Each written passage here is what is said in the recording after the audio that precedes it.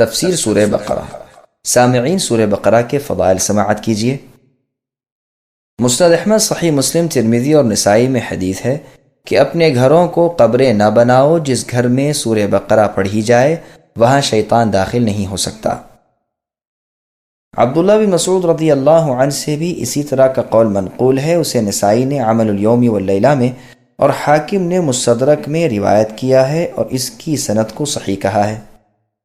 مسند دارمی میں ابن مسعود رضی اللہ عنہ سے روایت ہے کہ جس گھر میں سورہ بقرہ پڑھی جائے اس گھر سے شیطان گوز مارتا ہوا بھاگ جاتا ہے۔ ہر چیز کی اونچائی ہوتی ہے اور قرآن کی اونچائی سورہ بقرہ ہے۔ ہر چیز کا لباب ہوتا ہے اور قرآن کا لباب مفصل کی صورتیں ہیں۔ ترمذی، نسائی اور ابن ماجہ میں ہے کہ رسول اللہ صلی اللہ علیہ وسلم نے ایک چھوٹا سا لشکر ایک جگہ بھیجا اور اس کی سرداری رسول اللہ نے اس شخص کو دی جس نے کہا تھا کہ مجھے سورہ بقرہ یاد ہے۔ اس وقت ایک شریف شخص نے کہا میں بھی اسے یاد کر لیتا، لیکن مجھے ڈر لگا کہ ایسا نہ ہو میں اس پر عمل نہ کر سکوں۔ رسول اللہ نے فرمایا قرآن سیکھو، قرآن کو پڑھو۔ جو شخص اسے سیکھتا ہے، پڑھتا ہے، پھر اس پر عمل بھی کرتا ہے، اس کی مثال ایسی ہے جیسے مشک بھرا ہوا برتن جس کی خوشبو ہر طرف مہک رہی ہے۔ اسے سیکھ کر سو جانے والے کی مثال اس برتن کی سی ہے جس میں مشک تو بھرا ہوا ہے لیکن اوپر سے منہ بند کر دیا گیا ہے۔ امام ترمذی اسے حسن کہتے ہیں۔ صحیح بخاری میں ہے کہ اسید بن حضیر رضی اللہ عنہ نے ایک مرتبہ رات کو سورہ بقرہ کی تلاوت شروع کی۔ ان کا گھوڑا جو ان کے پاس ہی بندھا ہوا تھا اس نے اچھلنا کودنا بدکنا شروع کیا۔ انہوں نے قرات چھوڑ دی، گھوڑا بھی سیدھا ہو گیا۔ انہوں نے پھر پڑھنا شروع کیا، گھوڑے نے بھی بدکنا شروع کیا۔ انہوں نے پھر پڑھنا موقوف کیا، گھوڑا بھی ٹھیک ٹھاک ہو گیا۔ تیسری مرتبہ بھی یہی ہوا۔ چونکہ ان کے صاحبزادے یحییٰ گھوڑے کے پاس ہی لیٹے ہوئے تھے، اس لیے ڈر محسوس ہوا کہ کہیں بچے کو چوٹ نہ آئے۔ قرآن پڑھنا بند کر کے اسے اٹھا لیا، آسمان کی طرف دیکھا کہ جانور کے بدکنے کی کیا وجہ ہے۔ صبح رسول اللہ صلی اللہ علیہ وسلم کی خدمت میں آ کر واقعہ بیان کرنے لگے۔ آپ سنتے جاتے ہیں اور فرماتے جاتے ہیں اسید پڑھتے چلے جاؤ۔ اسید رضی اللہ عنہ نے کہا اللہ کے رسول، تیسری مرتبہ کے بعد تو یحییٰ کی وجہ سے میں نے پڑھنا بالکل بند کر دیا۔ اب جو نگاہ اٹھی تو کیا دیکھتا ہوں کہ ایک نورانی چیز سایہ دار ابر کی طرح کی ہے اور اس میں چراغوں کی طرح کی روشنی ہے۔ بس میرے دیکھتے ہی دیکھتے وہ اوپر کوڑ گئی۔ رسول اللہ نے فرمایا جانتے ہو یہ کیا چیز تھی؟ یہ فرشتے تھے جو تمہاری آواز کو سن کر قریب آ گئے تھے۔ اگر تم پڑھنا موقوف نہ کرتے تو وہ صبح تک یوں ہی رہتے اور ہر شخص انہیں دیکھ لیتا، کسی سے نہ چھپتے۔ یہ حدیث کئی کتابوں میں کئی سندوں کے ساتھ موجود ہے، واللہ اعلم۔ سورہ بقرہ اور سورہ آل عمران دونوں کی مشترکہ فضیلت۔ نبی صلی اللہ علیہ وسلم فرماتے ہیں سورہ بقرہ سیکھو اور اس کا حاصل کرنا برکت ہے اور اس کا چھوڑنا حسرت ہے، جادوگر اس کی طاقت نہیں رکھتے۔ پھر کچھ دیر چپ رہنے کے بعد فرمایا سورہ بقرہ اور آل عمران سیکھو، یہ دونوں نورانی صورتیں ہیں، اپنے پڑھنے والے پر سائبان یا بادل یا پرندوں کے جھنڈ کی طرح قیامت کے روز سایہ کریں گی۔ قرآن پڑھنے والا جب قبر سے اٹھے گا تو دیکھے گا کہ ایک نوجوان نورانی چہرے والا شخص اس کے پاس کھڑا ہوا کہتا ہے کہ کیا آپ مجھے پہچانتے ہیں؟ یہ کہے گا نہیں، تو وہ جواب دے گا کہ میں قرآن ہوں، یعنی تمہاری قرآن کی تلاوت کرنے کا عمل ہوں، جس نے دنوں کو تمہیں بھوکا پیاسا رکھا تھا اور راتوں کو بسترے سے دور بیدار رکھا تھا، یعنی تہجد میں۔ ہر تاجر اپنی تجارت کے پیچھے ہے، لیکن آج سب تجارتیں تیرے پیچھے ہیں۔ اب اسے ملک داہنے ہاتھ میں دیا جائے گا اور ہمیشگی بائیں ہاتھ میں۔ اس کے سر پر وقار و عزت کا تاج رکھا جائے گا۔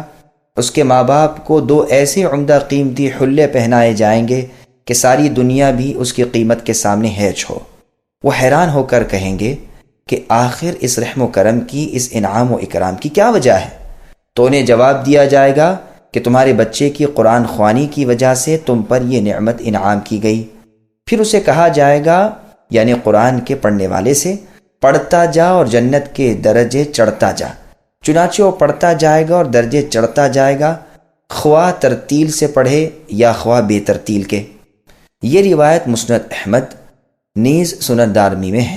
امام ابن ماجہ نے بھی اپنی کتاب السنن میں اس حدیث کا بعض حصہ روایت کیا ہے۔ اس کی اسناد حسن ہے اور شرط مسلم پر ہے۔ اس کے راوی بشر ابن ماجہ سے امام مسلم رحمہ اللہ بھی روایت لیتے ہیں، اور امام ابن معین رحمۃ اللہ علیہ اسے ثقہ کہتے ہیں۔ نسائی رحمۃ اللہ علیہ کا قول ہے کہ اس میں کوئی حرج نہیں۔ ہاں امام احمد اسے منکر الحدیث بتلاتے ہیں اور فرماتے ہیں میں نے تلاش کی تو دیکھا کہ وہ عجیب عجب احادیث لاتا ہے۔ امام بخاری کا فیصلہ ہے کہ اس کی احادیث لکھی جاتی ہیں لیکن دلیل نہیں پکڑی جا سکتی۔ ابن عدی رحمۃ اللہ علیہ کا قول ہے کہ ان کی ایسی روایتیں بھی ہیں جن کی مطابقت نہیں کی جاتی۔ دارقطنی رحمۃ اللہ علیہ فرماتے ہیں یہ قوی نہیں ہے۔ میں کہتا ہوں کہ اس کی اس روایت میں بعض مضمون دوسری سندوں سے بھی آئے ہیں۔ مسند احمد میں ہے قرآن پڑھا کرو، یہ اپنے پڑھنے والوں کی قیامت کے دن شفاعت کرے گا۔ 2 نورانی صورتوں بقرہ اور آل عمران کو پڑھتے رہا کرو، یہ دونوں قیامت کے دن اس طرح آئیں گی کہ گویا 2 سائبان ہیں یا 2 ابر ہیں یا پر کھولے پرندوں کی 2 جماعتیں ہیں، اپنے پڑھنے والوں کی طرف سے رب تعالیٰ سے سفارش کریں گی۔ پھر رسول اللہ صلی اللہ علیہ وسلم نے فرمایا سورہ بقرہ پڑھا کرو، اس کا لینا برکت ہے اور چھوڑنا حسرت ہے، اس کی طاقت باطل والوں کو نہیں۔ صحیح مسلم میں بھی حدیث ہے۔ مسند احمد کی ایک اور حدیث میں ہے قرآن اور قرآن پڑھنے والوں کو قیامت کے دن بلوایا جائے گا، آگے آگے سورہ بقرہ اور سورہ آل عمران ہوں گے، بادل کی طرح یا سائے اور سائبان کی طرح یا پر کھولے پرندوں کے جھرمٹ کی طرح، یہ دونوں پروردگار سے ڈٹ کر سفارش کریں گی۔ مسلم و ترمذی میں بھی یہ حدیث ہے۔ امام ترمذی رحمۃ اللہ علیہ اسے حسن غریب کہتے ہیں۔ ایک شخص نے اپنی نماز میں سورہ بقرہ اور سورہ آل عمران پڑھی۔ اس کے فارغ ہونے کے بعد کعب رحمۃ اللہ علیہ نے فرمایا اللہ کی قسم جس کے ہاتھ میں میری جان ہے، ان میں اللہ کا وہ نام ہے کہ اس نام کے ساتھ جب کبھی اسے پکارا جائے وہ قبول فرماتے ہیں۔ اب اس شخص نے کعب رحمہ اللہ سے عرض کی کہ مجھے بتائیے کہ وہ نام کون سا ہے۔ کعب رحمہ اللہ نے اس سے انکار کیا اور فرمایا اگر میں بتا دوں تو خوف ہے کہ کہیں تم اس نام کی برکت سے ایسی دعا نہ مانگ لو جو میری اور تمہاری ہلاکت کا سبب بن جائے۔ ابو امامہ رضی اللہ عنہ فرماتے ہیں تمہارے کسی ایک بھائی کو خواب میں دکھایا گیا کہ گویا لوگ ایک بلند و بالا پہاڑ پر چڑھ رہے ہیں، پہاڑ کی چوٹی پر 2 سبز درخت ہیں اور ان میں سے آوازیں آ رہی ہیں کہ کیا تم میں سے کوئی سورہ بقرہ کا پڑھنے والا ہے؟ کیا تم میں کوئی سورہ آل عمران پڑھنے والا ہے؟ جب کوئی کہتا ہے کہ ہاں تو وہ دونوں درخت اپنے پھلوں سمیت اس کی طرف جھک آتے ہیں اور یہ اس کی شاخوں پر بیٹھ جاتا ہے اور وہ اسے اوپر اٹھا لیتے ہیں۔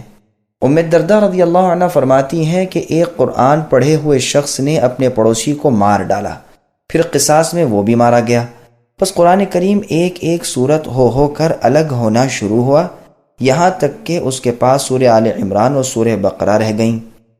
ایک جمعے کے بعد سورہ آل عمران بھی چلی گئی، پھر ایک جمعہ اور گزرا تو آواز آئی کہ میری باتیں نہیں بدلا کرتی اور میں اپنے بندوں پر ظلم نہیں کرتا، چنانچہ مبارک صورت یعنی سورہ بقرہ بھی اس سے الگ ہو گئی۔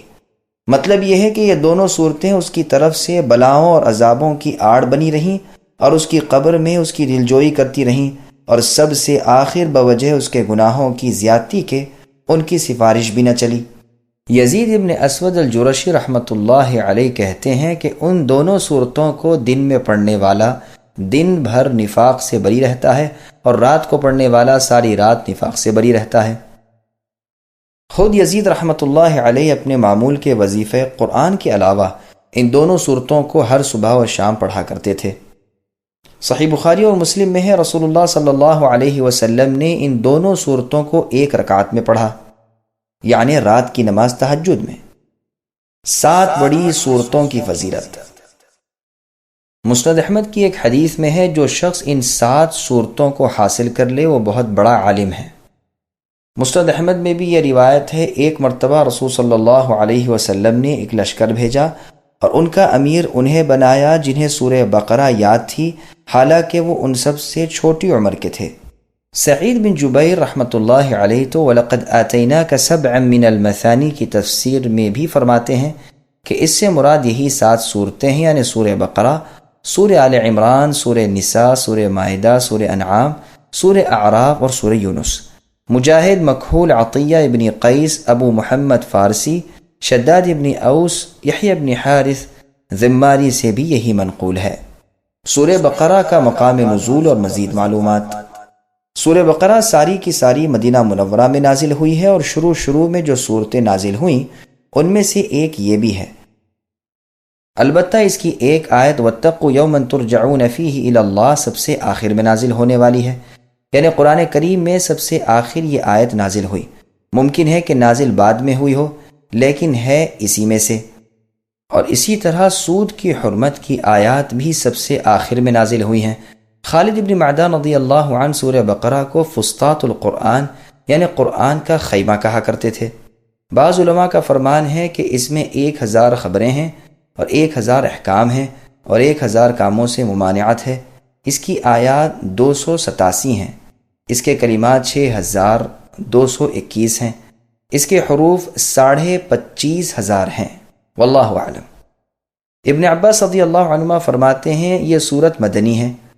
عبداللہ بن زبیر رضی اللہ عنہما اور زید بن ثابت رضی اللہ عنہ اور بہت سے علماء اور مفسرین سے بھی بلا اختلاف یہی مروی ہے۔ صحیح بخاری اور مسلم میں ابن مسعود رضی اللہ عنہ سے روایت ہے کہ انہوں نے بطن وادی سے شیطان پر کنکر پھینکے۔